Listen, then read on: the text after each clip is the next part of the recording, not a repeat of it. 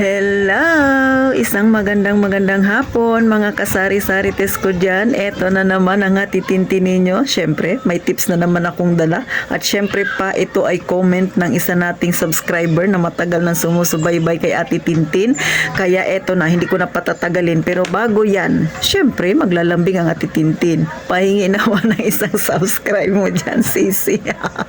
At saka siyempre, palike na rin ang video na ito kung sa tingin mo meron kang natutunan at sana po ma-share nyo na rin. So ito na nga, para hindi tayo mahaba ang kwentuhan mga kasari. Sabi ni Ma'am Ellen Pilar, bumili siya ng diaper at mali yung size na nabili niya kasi yung nabili niya ay pang newborn. Tapos marami siyang nabili. Yun ang problema niya ngayon kasi hindi niya na ma-dispose gawa ng wala na palang mga baby dyan sa kanila na mga bagong panganak. Malalaki na pala yung mga bata dyan. So ang tendency, matitenga ang kanyang puhunan. Hindi niya maibebenta.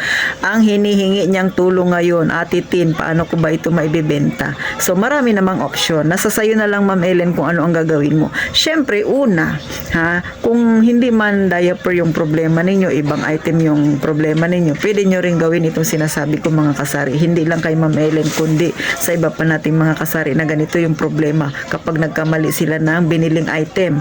So, pag bumili kayo sa grocery store, pag uwi ninyo ng bahay, napansin ninyo na mali pala yung item na nabili ninyo, mali yung size ang gawin, bumalik kayo ora mismo doon sa may grocery store kung saan ka bumili. Dalahin mo yung resibo at yung item, papalitan mo. Ang problema, siguro napansin ni Ma'am Ellen, medyo mahabang araw na. So, syempre, hindi na yung tatanggapin ng grocery store na pinagbilhan mo. So, eto ang pwede mong gawin. Tips number 2.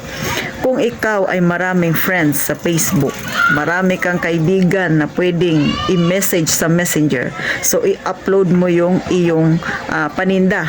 Picturean mo, i-upload mo, tapos ibenta mo siya ng bultuhan. Di ba? Para isang bentahan na lang.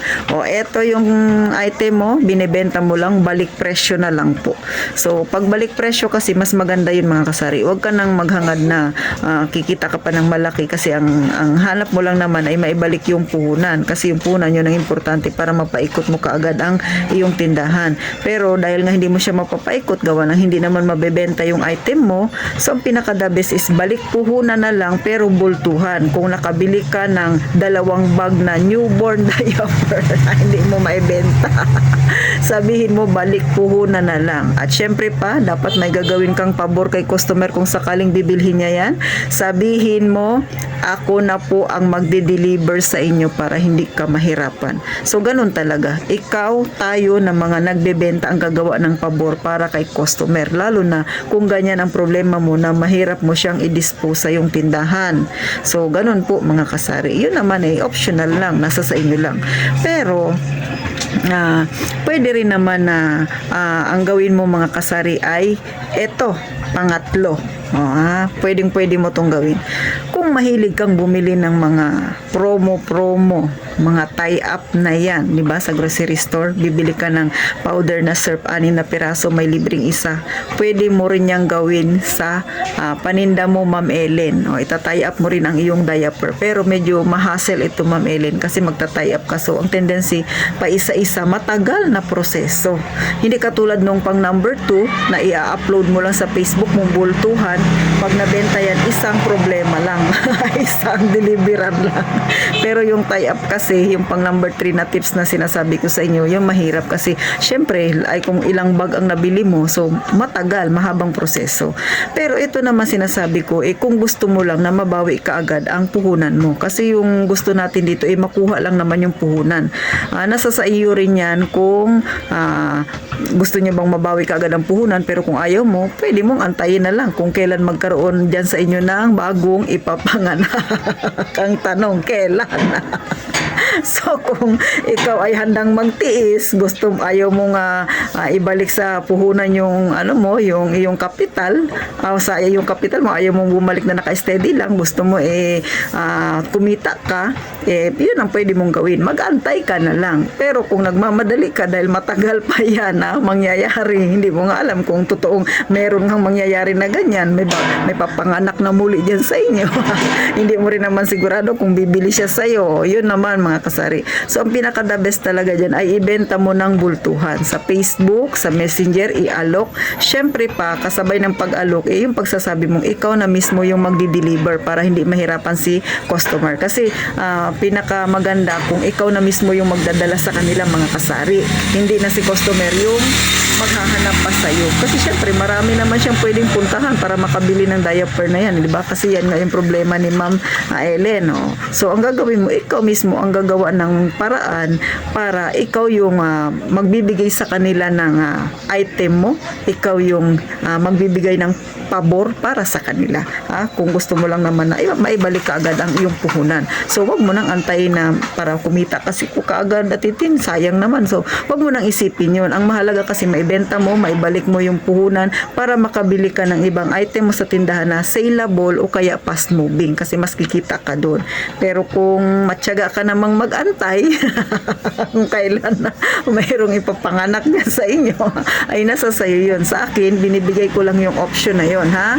Kaya sa susunod, pag bibili tayo, laging mag-ingat. Pero syempre mga kasari, hindi talaga maiwasan. Minsan nagkakaroon talaga ng problema. Tayo, marami tayong iniisip, maraming mga isinasalang-alang. So, minsan nakakalimutan natin or hindi natin napapansin na minsan nagkakaroon tayo ng pagkakamali sa mga item na binibili natin. Hindi naman sa lahat ng pagkakataon tayo ay nasa perfectong pag-iisip. Talagang minsan dumarating yan. Kahit ako, aminado ako na dumarating ako sa ganyan. Sa akin, sa totoo lang nangyari sa akin naman ay hindi naman diaper kundi biscuit. So medyo malapit na siya sa birthday o alam niyo na malapit na expiration, so tinatay up ko. Kunwari ginagawa ko buy one take one or buy one tapos yung isa babayaran mo sa half price. Pwede yung ganun. Hindi ko na iniisip kung kikita ako o hindi. Ang iniisip ko na lang mabalik sa akin yung puhunan. Yun yung pinaka main reason bakit ko ginagawa yung pag ganun, pagtatay up na yan. So, paano, Ma'am Ellen? Sana po kahit paano nakapag-contribute ako sa inyo ng pwedeng gawin. Yan lang yung naiisip ko na pwedeng gawin. Pero yung pinaka mabilis talaga na pamamaraan, Ma'am Ellen, is yung number 2 na i-alok mo siya sa through Facebook. Tapos bultuhan yung pagbenta mo, yung maramihan. Kasi kung itatay up mo siya, gagawin mo yung sa number 3 na sinasabi ko, itatay up mo siya sa ibang mong item. Medyo mahihirapan ka, lalo na kung marami yung, gaya nga nasabi mo, medyo naparami yung binili mo. So, iisa-isahin mo yun. So, matagal mo ring mababawi yung punan mo. Unlike kung ipagbibili mo siya ng bultuhan, ibabalik mo siya sa original price niya, mabibenta mo siya kaagad. Wag mo na lang munang isipin na nalugi ka or yung sayang naman yung pera mo or yung pagod mo, di ba? Nabalik lang sa punan. Wala na lang tayo sa ganun. Ang isipin na lang natin, mabalik yung punan sa atin at makabili tayo ng ibang paninda na fast moving or mas mabenta siya sa ating tindahan para kahit papano ay kumita tayo kaagad. Mapaikot natin kaagad yung ating puhunan. So, yun na lang yung ating isipin. Kasi hindi talaga maiwasan sa buhay, tindahan. Meron talagang ganun. May lugi. Minsan, tayo ay kumikita ng malaki. Minsan, tayo kumikita ng maliit. So, ganun lang. Gaya nga lang sabi ng iba, ang bola ay bilog. So, hindi natin malaman minsan kung saan ang kapalaran na mapupunta tayo. Pero, syempre, gaya nga ng palaging sinasabi ni Ate Tintin, mag-iingat tayong palagi, mga kasari.